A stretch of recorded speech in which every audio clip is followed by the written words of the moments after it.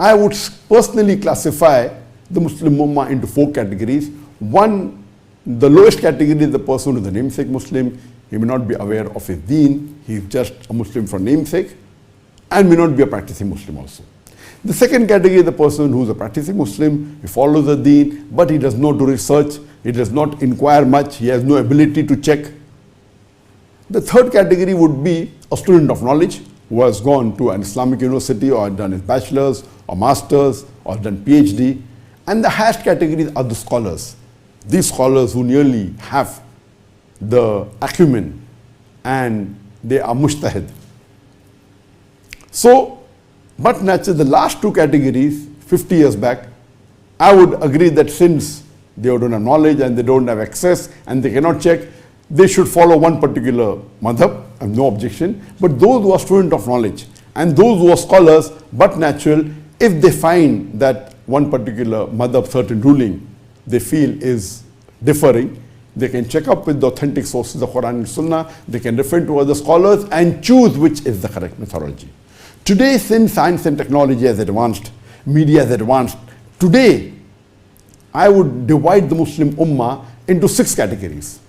Number 1 is again those Muslims who are namesake Muslims. They may not be practicing Muslims, they may not be following most of the rulings of Islam, but they call themselves Muslims. The second category, they may be practicing Muslim, but they don't actually check whether what they hear from their scholar is correct or not. They don't have the acumen, they don't have the ability to check.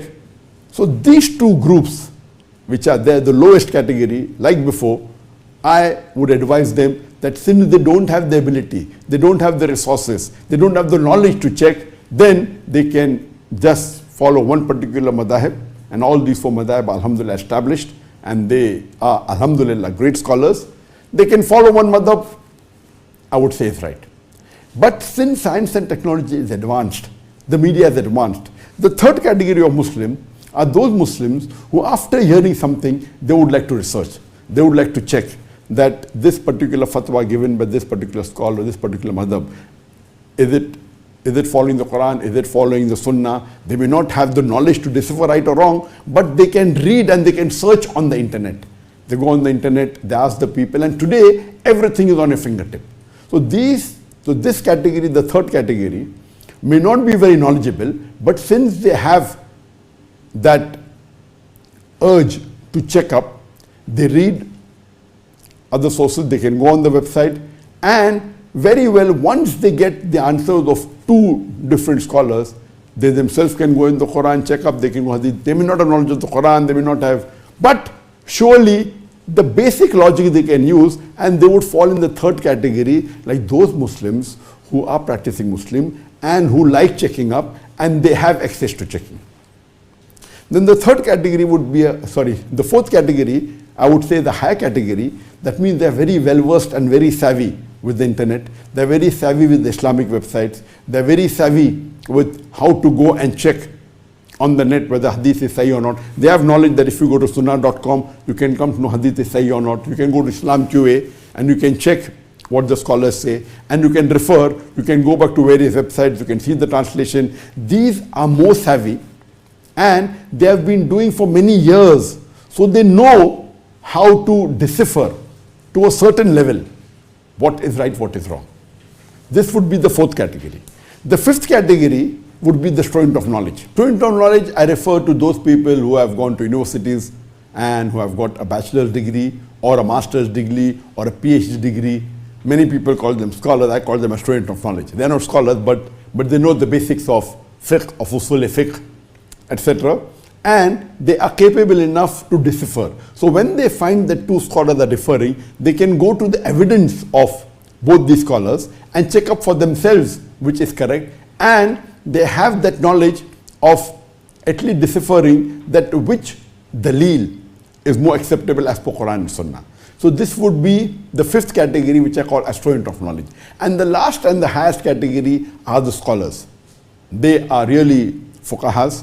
They have spent a lot of years in research, and in scholars again different. They are scholars in usul fiqh, They are scholars of hadith, they are scholars of tafsir, they are scholars of Islamic finance, they are scholars of comparative religion. So in this field of scholar, there are different speciality. So each scholar is specialized in his field of hadith or tafsir of Quran or fiqh, etc. So each scholar has specialized and they are the highest category.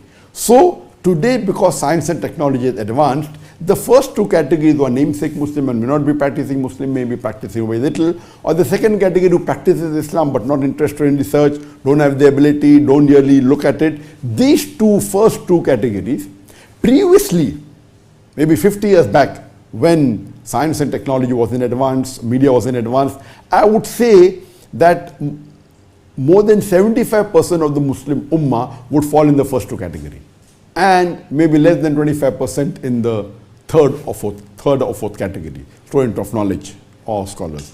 Today, as I said, there are 6 categories. I would say that less than 25% would fall in the first two categories. Less than 25% fall in the first two categories, and the remaining more than 75% of the Muslim Ummah would fall in the third, fourth, fifth or sixth category. The scholars are very few, just a small percentage, a minute percentage. The student of knowledge may be more, maybe 5 to 10%, but the majority, that is more than, you could say approximately 2/3 of the Muslim Ummah, they would fall in the third and the fourth category. That means they have access to the social media, they would like to know what is right or wrong, and when they hear anything, they don't just agree blindly, they check it up. So since 2/3 of the Muslim Ummah fall in the third and the fourth category, and more than 75% in the third, fourth, fifth and sixth category, what I understand from with the Umar, who's a revert, I would put him in the category 3. That means I feel he's a practicing Muslim and he knows how to go on the website, and he says in his question, he goes to Islam QA, he goes to the Ahl Hidayah platform, and he refers to the fatwas given by Sheikh Salim Munajjid or by Sheikh Abdul Suraifi or Sheikh Ibn Taymiyyah or Sheikh Nasruddin Albani. He's on the right track. I would put him in the category 3. So your friend who told you all these things, I would put him in category 2. He may be a practicing Muslim, he may not know how to refer, he may not know how to argue. That's why I say, okay, these scholars are wrong.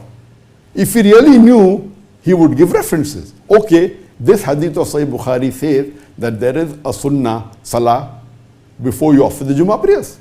Instead of saying that, he started accusing, starting laying allegation against others, which is totally wrong.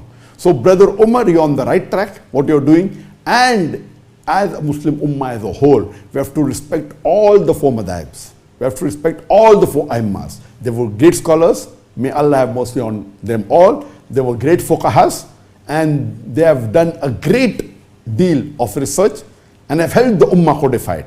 But no human can be 100% perfect.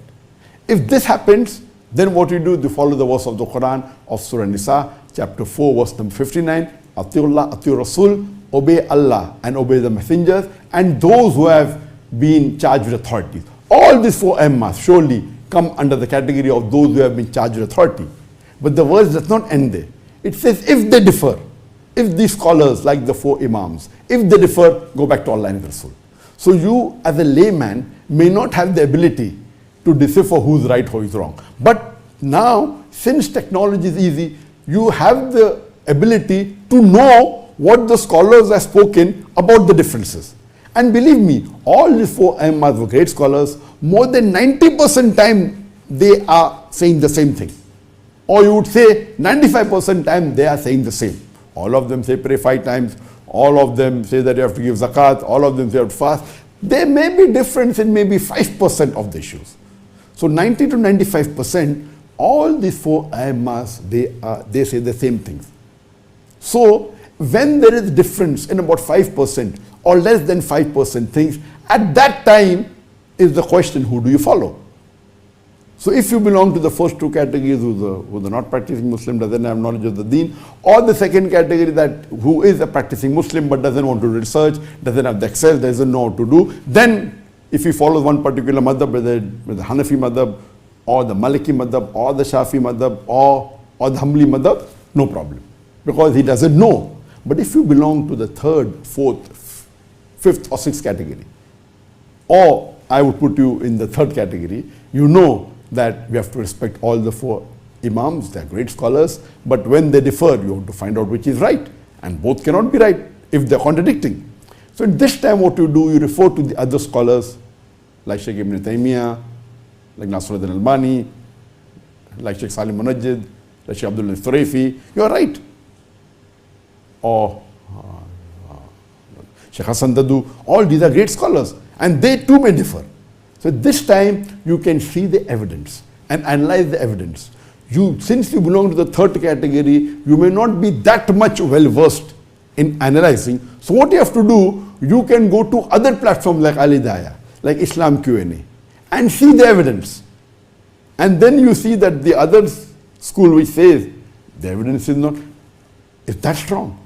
And when you know that they're giving references from Bukhari, from Muslim, from Quran, and giving the explanation, so you are not a layman like category 1 or 2. You can very well analyze. So what you're doing is perfectly right. Don't believe in your friend. He's lower than you. You may be a revert. You may be new to Islam, may have accepted Islam just a few years back. But Alhamdulillah, I feel your knowledge of Islam is more, and you are a person who likes to do research. So continue doing that. You're on the straight path, and we have to follow the Quran and the Sahih Hadith. And when the scholars differ, try and find out which is right. That is the best methodology. And I would like to tell you, mashallah, Brother Omar, you're on the right track and be on the track. And I pray to Allah subhanahu wa ta'ala that may He give you more knowledge, more iman, you practice the deen, and may He grant you Jannat al-Firdaus.